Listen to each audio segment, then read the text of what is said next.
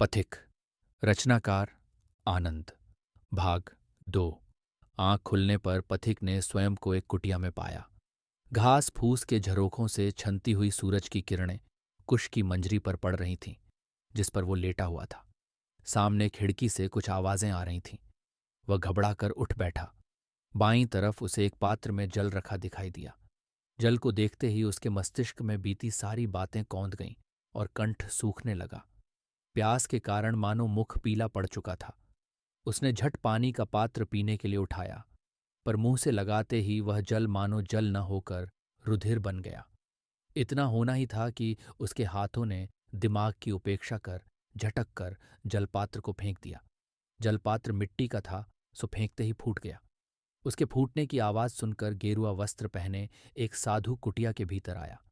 पथिक को होश में आया देख उसकी बाँछें खिल गईं। राम राम कहता हुआ वह उसके पास आकर बैठा और बोला, भगवान का शुक्र है तुम होश में आ गए। मैं तो आस ही छोड़ बैठा था। कौन हो तुम भाई, और उतनी रात गए उस जंगल में क्या कर रहे थे? पथिक का चेहरा सहमा सहमा सा था। वो एकटकी लगाए उस साधु को देखे जा रहा था। साधु की बड़ी बड़ी आंखों में करुणा और दया की धारा सतत प्रवाहित हो रही थी। जो बहुत डरा हुआ न होता तो निश्चित ही उठकर उन्हें प्रणाम करता, पर जैसे आग सोने को भी पिघलाकर नष्ट कर देता है, वैसे ही डर गुणों और संस्कारों को भस्मीभूत कर देता है।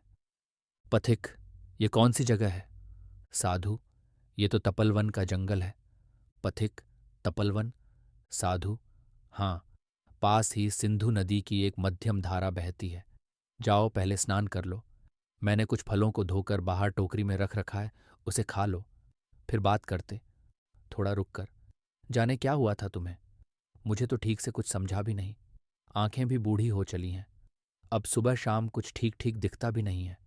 मैं तो प्रातः नदी से स्नान करके ही लौट रहा था तो धुंध में पैर तुमसे टकरा गए। मुझे तो लगा कि किसी मरे हुए पशु का स्पर्श हो गया। कमंडल से जल निकालकर खुद को पवित्र कर ही रहा था कि कोई चमकती हुई सी चीज दिखाई पड़ी। पास जाकर देखा तो तुम्हारे गले में जो माला है उसमें एक मणि थी, वही चमक रही थी। शायद धुंध में मेरा पैर तुम्हारे गले से ही टकराया और माला बाहर निकल आई। पथिक, हाँ, ये माला मुझे मेरी माँ ने दी थी। बचपन से ही ये मेरे गले में है। साधु, अच्छा, जरा दिखाओ तो अपनी मणि। अंधेरे में तो बहुत चमक रही थी, पर मैं ठीक से देख नहीं पाया। पथिक ने कुर्ते के भीतर से माला निकालकर साधु को दिखाते हुए कहा, ये देखिए, माँ ने इसे गले से निकालने से मना किया है, नहीं तो आपको निकालकर दिखाता। माला देखते ही साधु की आंखें खुली की खुली रह गईं। वह शांत हो गया। संदेह के काले बादलों से निकलने वाली बिजली ने ही मानो उसके माथे की लकीरों का रूप ले लिया। पथिक के चेतना में आने की खुशी ने अब गंभीरता का रूप ले लिया। साधु के चेहरे पर एक विचित्र ही भाव प्रत्यक्ष होने लगा। नेत्र थोड़े क्रोध और थोड़े भय मिश्रित भावनाओं से युक्त था। अवाक की सी स्थिति थी। पथिक, क्या हुआ स्वामी जी? मैंने कुछ गलत कहा क्या? साधु, कौन हो तुम? साधु की वाणी अब गंभीर थी। मन की गंभीरता वाणी में कर्कशपन स्वभावतः ही उत्पन्न कर देती है। साधु ने फिर पूछा, कौन हो तुम?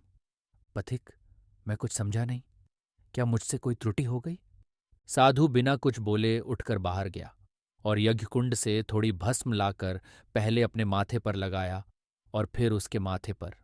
आंखें बंद कर कोई मंत्र भी बुदबुदा रहा था। पथिक को थोड़ा भय हुआ। साधु, तुम्हें यहां नहीं आना चाहिए था। पथिक को यह बात थोड़ी अटपटी सी लगी और यह सुनकर उसके मन का डर और भी बढ़ गया। उसने पूछा, क्यों, और मैं यहां कैसे आया? साधु, ये बिचौरी की पर्वत श्रृंखलाएं हैं। यहाँ चारों ओर से घना जंगल मात्र है। बस जंगल के बीचों बीच से दक्षिण दिशा की ओर जाती हुई एक कच्ची सड़क है, जो सीधे कोई 20 कोस आगे जाकर शहर का मुंह देखती है। मैं जब सुबह तुमसे टकराया तो तुम मुझे झाड़ियों से लिपटे एक वृक्ष के नीचे अचेत अवस्था में दिखे थे। मेरी कुटिया वहां से यही कोई आधे कोस से भी कम दूरी पर थी, सो तुम्हें थोड़ी दूर सहारे से लाने में मुझे कोई अधिक कठिनाई नहीं हुई। पर तुम मूर्छित कैसे हुए, और रात गए उधर क्या करने आए थे? पथिक के पास साधु के प्रश्नों का कोई उत्तर न था। पथिक, मालूम नहीं, मैं तो शहर की ओर ही चला था, पर समय कब कैसे बीता पता नहीं। कब दोपहरी से सांझ हुई और कब सांझ से रात, मुझे इसका तनिक भी आभास नहीं हुआ। हाँ, रात को जंगल में। इतना कहते ही पथिक की आंखें चमकीं। रात का वो भयावह दृश्य 2 पल के अंतराल में फिर से उसके सामने घटित होता दिखाई दिया। वह सहम गया। उसके रोंगटे फिर से खड़े होने लगे। खुद को संभालते हुए उसने मन ही मन सोचा, क्या करूं? रात की बात इन्हें बताऊं या नहीं? जाने ये साधु कौन है और इतनी निर्जन जगह पर अकेले क्यों रहते हैं? कहीं ये वही तांत्रिक तो नहीं? हे भगवान, रक्षा करना। इतना कहकर उसने दोनों हाथ जोड़कर भगवान को याद किया और संदेहास्पद दृष्टि से साधु की ओर देखने लगा। साधु, रात को क्या? पथिक, कुछ नहीं, बस यूं ही। मुझे ठीक ठीक कुछ भी याद नहीं है। पथिक की मनोदशा उसके चेहरे से स्पष्ट झलक रही थी। चिंता और भय के मिश्रित भाव मुख पर झुर्रियां बना रहे थे। साधु भी सिद्ध ठहरा। उसे यह बात समझते देर न लगी कि पथिक उससे कुछ छिपा रहा है। निश्चित ही कल रात को जंगल में कुछ अनहोनी घटित हुई थी। पथिक का उस पर संदेह करना भी कुछ अकारण न था। सो उसने उस विषय में आगे कुछ नहीं पूछा। पर साधु भीतर ही भीतर किसी बात को लेकर चिंतित अवश्य था। वह बात क्या थी, ये तो ईश्वर ही जाने। पर स्वयं को रोकते रोकते भी उसने एक प्रश्न कर ही डाला। तुम्हारे माता पिता कौन है? पथिक थोड़ा सकपकाया, फिर बोला, पथिक, माँ का नाम कलावती देवी है। मैं और माँ साथ में बिठूर गांव में रहते हैं। साधु सहमते हुए, और तुम्हारे पिता? पथिक, पता नहीं, मैंने उन्हें बचपन से नहीं देखा। माँ ने बताया था कि वो कहीं दूर शहर में काम करने गए हुए हैं। साधु, क्या तुम्हें अपने पिता का नाम भी नहीं पता? पथिक, हाँ पता है ना। माँ ने बताया था कि उनका नाम गंगाधर है। साधु, गंगाधर। उत्सुकता में ऊपर की ओर उठे साधु के हाथ सहसा धरती पर गिर पड़े। नेत्र स्वतः सजल हो गए। साधु तुरंत उठा और कुटिया से बाहर चला गया। पथिक के मन में यह बात फिर खटकी। उसने सोचा, यह साधु मेरी इतनी छानबीन क्यों कर रहा है? कौन है ये?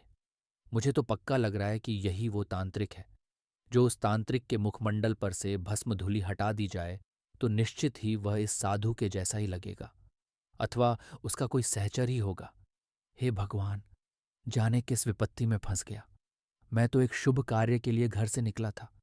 माँ को भी नहीं बताया। वह चिंता कर रही होंगी। अब यहां से कैसे निकलूं?